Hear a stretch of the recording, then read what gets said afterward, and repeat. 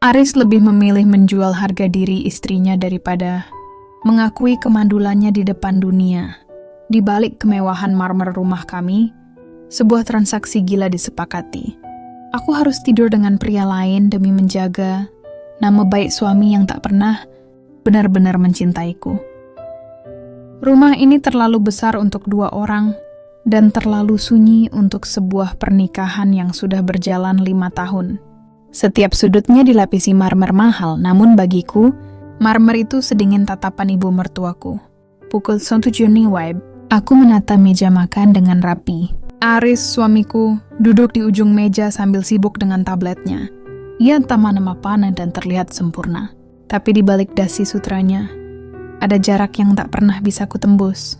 Sarapan dulu, Mas, ucapku lembut. Ia hanya bergumam tanpa menoleh. Ketukan sepatu hak tinggi terdengar nyaring di lantai. Itu Ibu Ratna. Beliau tidak perlu mengetuk pintu untuk masuk ke rumah kami.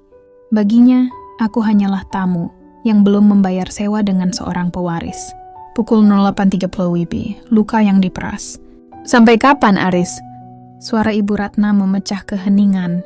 Ia bahkan tidak melirik piring yang kusodorkan. 5 tahun. Teman-teman ibu sudah menggendong cucu kedua.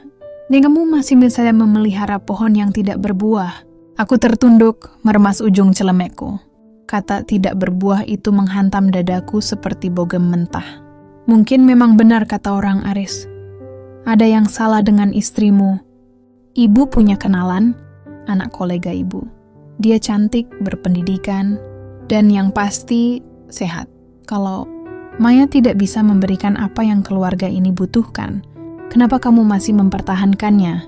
Aku melirik Aris berharap ia membelaku. Berharap ia mengatakan bahwa ia mencintaiku apa adanya. Namun Aris hanya diam.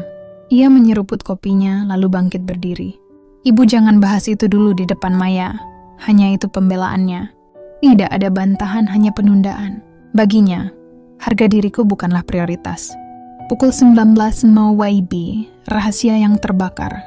Malam itu, aku melihat Aris pulang dengan wajah pucat. Ia langsung masuk ke ruang kerja dan mengunci pintu. Karena khawatir, aku mendekat dan mengintip dari celah pintu yang sedikit terbuka. Aku melihatnya memegang selembar kertas dengan kop surat rumah sakit terkenal. Tangannya gemetar. Tiba-tiba ia menyulut korek api. Aku terkesiap saat melihat kertas itu perlahan berubah menjadi abu di dalam asbak. Maafkan aku, Maya. Aku tidak mungkin membiarkan ibu tahu kalau aku yang cacat, bisiknya lirih, hampir tidak terdengar. Duniaku serasa runtuh. Jadi selama ini aku yang dihina, aku yang diusir berkali-kali, aku yang dianggap mandul oleh dunia. Padahal dia tahu kebenarannya. Dia membiarkanku menjadi tameng untuk egonya.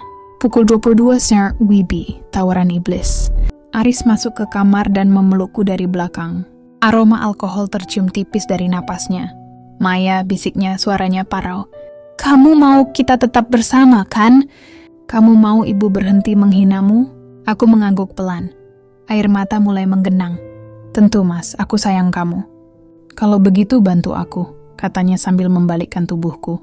Tatapannya kini terlihat asing, gelap, dan penuh keputusasaan yang mengerikan. Ada satu cara agar kamu bisa hamil. Aku sudah bicara dengan Dimas. Dia setuju. Ini demi kita, Maya. Demi agar ibu diam selamanya. Aku membeku. Jantungku seolah berhenti berdetak. Suamiku baru saja menawarkan istrinya kepada laki-laki lain demi sebuah kebohongan yang ia ciptakan sendiri. Setelah malam itu, Aris berubah menjadi sosok yang tidak kukenali. Ia tidak lagi menatap mataku, melainkan menatapku sebagai sebuah proyek yang harus diselesaikan. Ia mengatur segalanya dengan efisiensi seorang direktur. Tiket pesawat, reservasi villa di lereng gunung yang terpencil, dan sebuah skenario bohong untuk Ibu Ratna. Kita akan liburan 2 minggu, hanya kita. Begitu kata Mas Aris pada ibunya, batinku pahit. Padahal aku tahu dia tidak akan ada di sana. Mobil melaju membelah kabut pegunungan. Aris menyetir dengan kaku, sementara di kursi belakang duduk Dimas. Dimas adalah sahabat Aris sejak SMA, pria yang selalu tampak tenang dan jauh lebih hangat dibanding Aris. Sepanjang jalan, Dimas lebih banyak diam, menatap keluar jendela dengan gurat wajah yang sulit diartikan. Apakah dia merasa bersalah? Ataukah dia merasa menang? Kita sampai, ujar. Aris datar saat mobil berhenti di depan sebuah villa kayu yang megah namun terasing. Malam pertama, transaksi harga diri. Setelah makan malam yang paling sunyi dalam hidupku, Aris menarikku ke balkon. Ia memegang bahuku namun tangannya terasa dingin. Mas, tolong. Jangan lakukan ini, bisikku, air mata mulai luruh. Kita bisa adopsi, atau jujur saja pada ibu. Aku akan menemanimu menghadapi ibu. Dan membiarkan seluruh dunia tahu kalau aku tidak berdaya? Aris mendesis, cengkeramannya mengeras. Tidak, Maya. Harga diriku adalah segalanya. Dimas adalah orang yang paling aku percaya. Dia sehat, dia cerdas. Anak itu nanti akan terlihat seperti anakku karena kami memiliki kemiripan fisik. Ini satu-satunya jalan. Ia kemudian meninggalkanku di sana. Aku mendengar suara mesin mobil menyala. Aris pergi, meninggalkanku di rumah asing ini dengan sahabatnya. Ia benar-benar menjualku demi sebuah ego. Aku masuk ke dalam dengan tubuh gemetar, menemukan Dimas sedang berdiri di dekat perapian. Ia menoleh, matanya tidak menunjukkan nafsu, melainkan rasa kasihan yang mendalam. Hal itu justru membuatku merasa lebih hina. Maya, suaranya rendah dan lembut. Aku tahu apa yang ada di pikiranmu. Aku tahu ini gila. Lalu kenapa kamu setuju? Tanyaku dengan suara bergetar. Kenapa kamu mau melakukan hal serendah ini pada sahabatmu sendiri? Pada aku? Dimas melangkah mendekat, namun ia berhenti dalam jarak yang sopan. Aris memohon padaku sambil berlutut. Maya, dia bilang kamu akan diceraikan dan diusir tanpa sepeser. Pun jika tidak hamil tahun ini. Dia bilang, ini demi menyelamatkanmu. Aku tertawa pahit. Menyelamatkanku? Aris hanya menyelamatkan wajahnya sendiri di depan ibunya. Malam itu tidak terjadi apa-apa. Dimas memilih tidur di sofa ruang tamu, membiarkanku mengunci diri di kamar utama. Tidurlah, Maya. Aku tidak akan menyentuhmu jika kamu tidak menginginkannya. Kita punya waktu 2 minggu. Kita jalani saja dulu sebagai 2 orang yang sedang bersembunyi dari dunia, ucapnya dari balik pintu. Untuk pertama kalinya setelah bertahun-tahun, aku tidak mendengar bentakan atau tuntutan. Di balik pintu itu ada pria yang memberiku pilihan sesuatu yang suamiku sendiri tidak pernah berikan. Aku menangis hingga tertidur, menyadari bahwa di tempat yang seharusnya menjadi neraka ini, aku justru merasa sedikit lebih aman daripada di rumahku sendiri. 3 hari telah berlalu di villa ini. Suasananya sangat kontras dengan rumah megah Aris yang kaku. Di sini udara pegunungan terasa segar, namun hatiku tetap sesak oleh rasa bersalah yang terus menghantui. Aku terbangun karena aroma kopi dan roti bakar. Sesuatu yang jarang kurasakan. Karena biasanya akulah yang sibuk di dapur sementara Aris hanya menunggu dilayani. Aku turun ke bawah dan menemukan Dimas sedang menata piring. Pagi, Maya.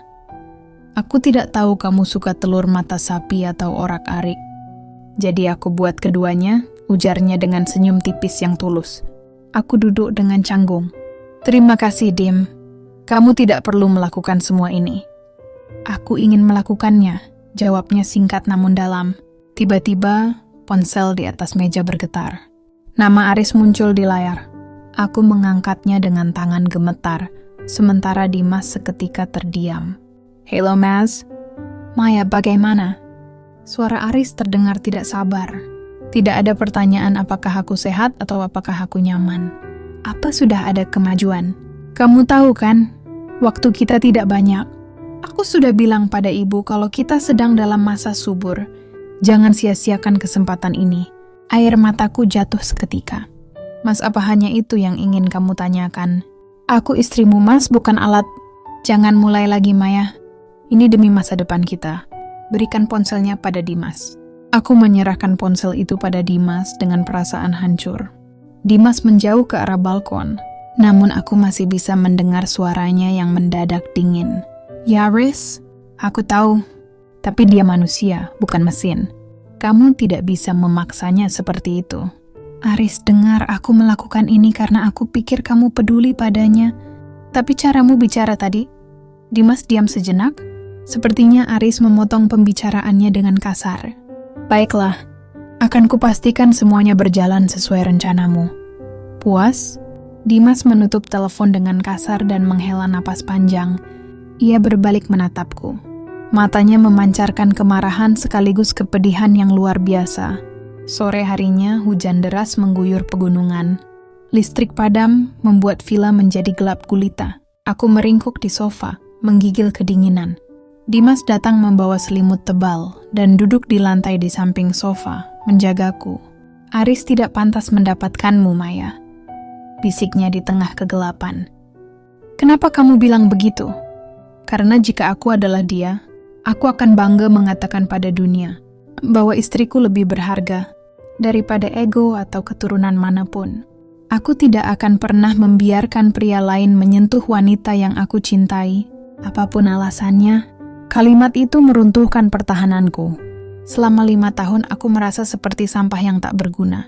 Namun di depan pria ini, di tengah pengkhianatan yang dirancang suamiku sendiri, aku merasa berharga. Malam itu dalam dingin yang menusuk dan rasa sakit yang sama, kami menemukan satu sama lain. Ya bukan karena paksaan Aris, bukan karena transaksi harga diri, tapi karena dua jiwa yang kesepian, saling menemukan kehangatan yang selama ini hilang. Aku menyerahkan diriku pada Dimas, bukan sebagai tugas, tapi sebagai pelarian dari kenyataan pahit bahwa suamiku sendiri telah membuangku. Malam itu, dinginnya pegunungan seolah menembus hingga ke tulang, namun rasa dingin di hatiku jauh lebih menyiksa. Di bawah temaram lampu minyak yang bergoyang, aku melihat Dimas mendekat. Tidak ada paksaan di matanya, hanya ada kesedihan yang sama dengan yang kurasakan. Awalnya, ia hanya mengusap air mataku dengan ibu jarinya, lalu jemarinya singgah di pipiku, membelainya dengan kelembutan yang membuat dadaku sesak. Dimas menunduk, mendaratkan sebuah kecupan ringan di pipiku, sebuah ciuman yang terasa seperti permohonan maaf, bukan tuntutan. Napasnya yang hangat perlahan turun, menyapu kulit leherku. Saat bibirnya menyentuh sana, sebuah getaran yang asing menjalar ke seluruh tubuhku. Ini bukan sentuhan Aris yang kaku dan penuh kuasa. Ini adalah sentuhan seorang pria yang memuja setiap inci keberadaanku. Aku memejamkan mata, membiarkan diriku tenggelam dalam perasaan dihargai yang sudah bertahun-tahun mati. Hingga akhirnya, tatapan kami bertemu di tengah kesunyian malam. Tanpa kata-kata, Dimas mendekatkan wajahnya dan mencium bibirku. Awalnya ragu, namun rasa haus akan kasih sayang membuatku tak lagi mampu menahan diri. Aku meresponsnya, mengalungkan lenganku di lehernya, mencari perlindungan dari kenyataan pahit bahwa suamiku sendiri telah membuangku ke pelukan pria ini. Tangannya mulai merayap pelan, memberikan kehangatan. Hari-hari berikutnya berubah drastis. Kami menghabiskan waktu dengan berbicara, memasak bersama, dan tertawa. Hal yang tak pernah kulakukan dengan Aris dalam 5 tahun terakhir. Dimas memperlakukanku dengan sangat lembut, seolah-olah aku adalah permata yang rapuh. Aku mulai ketagihan. Ketagihan pada perhatiannya, ketagihan pada cara dia menatapku, dan ketagihan pada rasa aman yang ia berikan. Aku lupa bahwa ini semua adalah sandiwara. Aku lupa bahwa setelah 2 minggu ini, aku harus kembali ke neraka yang kusebut rumah. Pagi harinya, cahaya matahari menyelinap malu-malu di balik celah gorden villa, menyinari wajah kami yang masih terjebak dalam keheningan yang canggung namun dalam. Ku terbangun lebih dulu, merasakan beban berat di dadaku, bukan karena penyesalan, tapi karena kenyataan bahwa ini semua memiliki batas waktu. Dimas terbangun, matanya langsung mencari mataku. Ia tidak berbalik menjauh. Ia justru menarik selimut untuk membungkus bahuku yang kedinginan, lalu berbisik pelan, "Maya," suaranya serak, penuh dengan beban emosi. Aku tidak akan meminta maaf untuk semalam, karena untuk pertama kalinya aku merasa hidup. Tapi aku minta maaf karena kita bertemu dalam situasi seperti ini. Aku menunduk, memainkan ujung selimut. Aris yang menginginkan ini diem. Dia yang membuka pintunya. Dimas meraih daguku, memaksaku menatapnya. Aris memang yang membuka pintu, tapi bukan dia yang membuatku menyentuhmu seperti itu. Aku melakukannya karena itu kamu, Maya.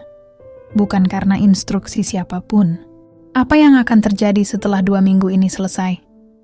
Tanyaku dengan suara bergetar. Kita akan kembali, dan aku akan berpura-pura bahwa anak yang mungkin lahir nanti adalah miliknya. Kamu akan kembali menjadi sahabatnya, melihatku dari jauh seolah malam ini tidak pernah terjadi. Bagaimana kita bisa melakukan itu? Dimas terdiam lama. Ia menggenggam tanganku erat, seolah takut aku akan menghilang jika ia melepaskannya. Aku tidak tahu, Maya, bisiknya jujur. Tapi satu hal yang harus kamu tahu. Sejak detik ini, kamu bukan lagi sekadar istri sahabatku di mataku. Kamu adalah wanita yang ingin aku lindungi seumur hidupku. Jika dunia ini adil, seharusnya akulah yang menunggumu di rumah setiap malam, bukan dia. Aku menyandarkan kepalaku di bahunya, menghirup aroma tubuhnya yang kini terasa begitu akrab. Jangan katakan itu. Dim, itu hanya akan membuat perpisahan nanti terasa lebih menyakitkan. Kalau begitu, Dimas mengecup keningku lama. Jangan pikirkan tentang hari ke-15. Mari kita habiskan 11 hari sisanya. Seolah-olah dunia di luar sana tidak pernah ada. Hanya ada aku, kamu, dan waktu yang kita curi dari takdir.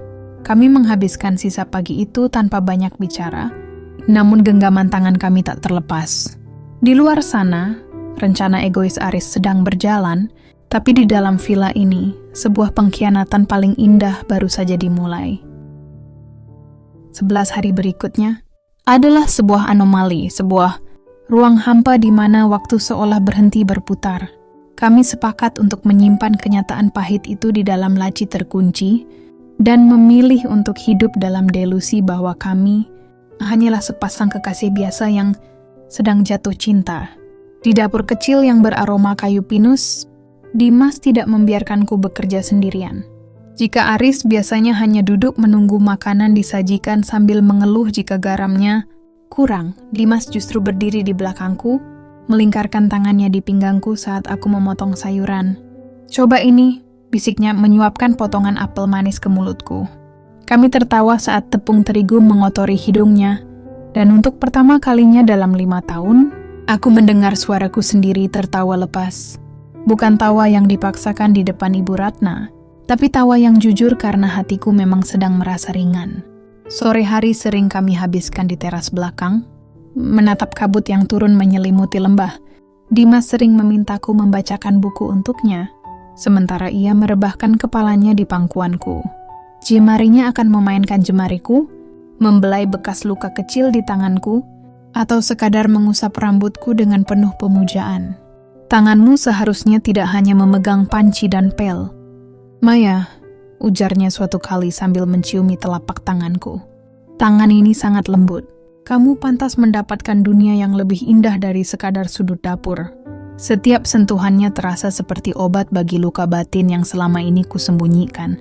Di bawah langit yang mulai jingga, yang akan menarikku ke dalam pelukannya, berdansa pelan tanpa musik, hanya diiringi suara angin dan detak jantung kami yang selaras. Malam-malam kami tidak lagi dipenuhi oleh tangisan yang tertahan. Setiap kali kami menyatu, tidak ada rasa terburu-buru. Dimas memperlakukanku seolah aku adalah sesuatu yang sangat berharga dan rapuh. Ia memperhatikan setiap napasku, setiap reaksiku, memastikan bahwa aku merasa dicintai, bukan sekadar digunakan. Aku ingin kamu mengingat rasa ini, Maya, bisiknya di tengah kegelapan kamar. Ingat bahwa ada pria yang menginginkanmu sepenuhnya, bukan hanya karena fungsi rahimmu. Semakin dekat menuju hari ke-14, suasana berubah menjadi manis namun getir. Kami menjadi lebih sering terdiam, saling menatap lebih lama, seolah ingin memotret wajah satu sama lain ke dalam ingatan permanen. Kami sering berjalan-jalan di sekitar hutan kecil dekat villa, saling berpegangan tangan dengan sangat erat, seolah-olah jika genggaman itu terlepas dunia akan runtuh. Dimas mulai mengumpulkan bunga-bunga liar dan merangkainya di rambutku, menatapku dengan binar mata yang membuatku merasa seperti wanita paling cantik di dunia. Namun di setiap ciuman yang ia berikan, ada rasa asin dari air mata yang sesekali jatuh. Kami tahu, setiap detik yang berlalu adalah langkah menuju perpisahan. Kami sedang membangun kenangan indah di atas tanah yang akan segera diguncang gempa bernama Kenyatan. 2 minggu itu berakhir seperti mimpi yang dipaksa bangun secara kasar. Mobil Aris menjemput kami di depan villa. Saat pintu mobil terbuka, aku melihat wajah Aris yang tampak cerah, seolah baru saja memenangkan tender besar. Ia bahkan tidak memelukku. Ia hanya menatap perutku dengan pandangan penuh ambisi. "Ayo pulang. Ibu sudah menunggu," ucapnya tanpa basa-basi. Aku melirik Dimas. Ia berdiri mematung di teras villa. Tatapannya hancur, namun ia hanya bisa mengepalkan tangan di samping tubuhnya. Kami tidak sempat mengucap selamat tinggal yang layak. Di dalam mobil, Aris terus mengoceh tentang rencana masa depan, sementara aku merasa seperti mayat hidup yang membawa rahasia besar di rahimku. 1 bulan kemudian, mual itu datang di pagi hari. Saat aku keluar dari kamar mandi, Ibu Ratna sudah berdiri di sana dengan tes pack di tangannya. Ia memaksaku melakukan tes saat itu juga. Ketika garis 2 itu muncul, Ibu Ratna memekik kegirangan. Ia memelukku. Pelukan pertama yang terasa mencekik. "Akhirnya, kamu tidak mandul, Maya." "Aris benar, kalian hanya butuh liburan yang tepat." Aris datang dan tertawa lebar. Ia memelukku di depan ibunya, menunjukkan sandiwara suami bahagia yang sempurna. Namun saat Ibu Ratna pergi, Aris melepaskan pelukannya dan berbisik di telingaku, "Bagus, Maya. Kamu melakukan tugasmu dengan baik.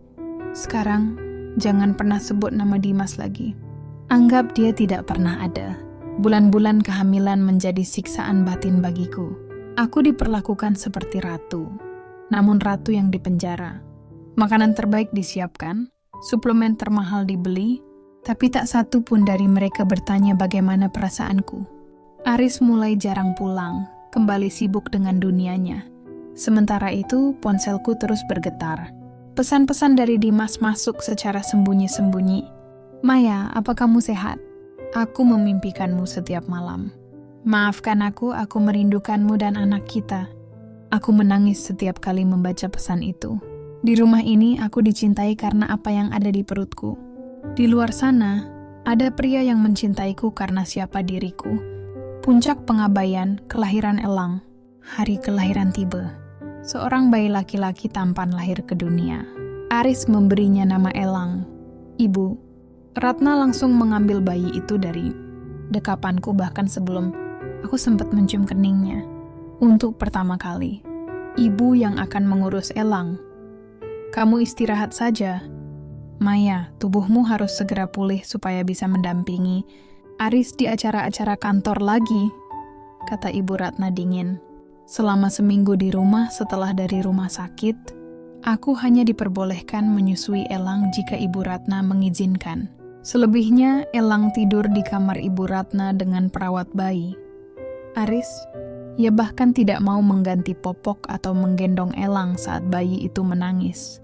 Ia hanya bangga memamerkan foto Elang di media sosial dengan caption, "Pewarisku telah lahir." Malam itu, bulan bersembunyi di balik awan gelap, seolah mendukungku untuk menghilang. Aku bergerak dalam senyap, hanya berbekal 1 tas kecil berisi pakaian Elang dan surat-surat penting yang sempat kucuri dari brankas. Aris, termasuk surat hasil tes kesuburan Aris yang asli, yang ternyata tidak sepenuhnya ia bakar habis. Pukul 02 WIB, aku mengendap ke kamar Ibu Ratna. Jantungku berdegup kencang, takut suara napasku sendiri akan membangunkan wanita yang telah mencuri bayiku itu. Di dalam boks bayi, Elang sedang tertidur pulas. Aku mengangkatnya dengan sangat hati-hati. "Maafkan Ibu Nak, kita harus pergi ke tempat di mana kita dianggap manusia. Bukan sekadar aset," bisikku sambil mengecup pipinya yang lembut. Saat aku mencapai pintu depan, lampu ruang tengah tiba-tiba menyala terang. Aku membeku. Aris berdiri di sana, masih mengenakan kemeja kantornya yang berantakan.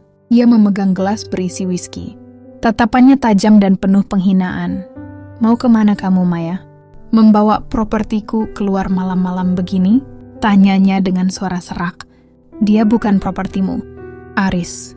Dia anakku." Jawabku dengan suara yang tidak pernah seberani ini sebelumnya. Anakmu? Aris tertawa sinis melangkah mendekat. Tanpa uangku, kamu dan bayi itu bukan siapa-siapa.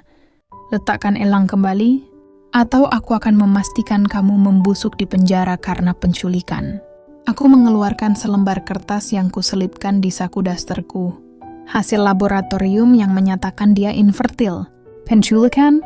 Kalau aku menunjukkan ini pada ibu dan kolega bisnismu, siapa yang akan malu? Siapa yang akan dianggap cacat oleh dunia yang sangat kamu agungkan itu? Wajah Aris berubah pucat pasi. Gelas di tangannya nyaris jatuh. Kamu, dari mana kamu mendapatkan itu? Kamu pikir kamu bisa menghapus kenyataan dengan membakar kertas? Tidak, Aris. Kamu hanya pengecut yang mengorbankan istrimu sendiri demi ego. Sekarang biarkan kami pergi, atau rahasiamu akan ada di halaman depan berita besok pagi. Aris terpaku. Harga dirinya yang rapuh akhirnya meruntuhkan keberaniannya. Aku berjalan melewatinya tanpa menoleh lagi. Di luar gerbang, sebuah mobil tua namun bersih sudah menunggu. Dimas keluar dari mobil, wajahnya dipenuhi kekhawatiran yang seketika berubah menjadi kelegaan luar biasa saat melihatku membawa Elang. Maya. Dimas menghampiri, melindungi kami dengan tubuhnya dari angin malam. Bawa kami pergi, Dim. Jangan pernah kembali lagi, kataku tegas.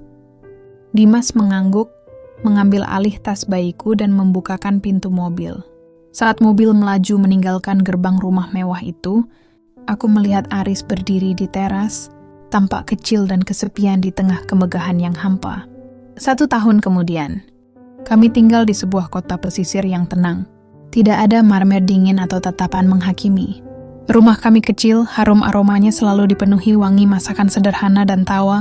Elang yang kini sudah bisa merangkak.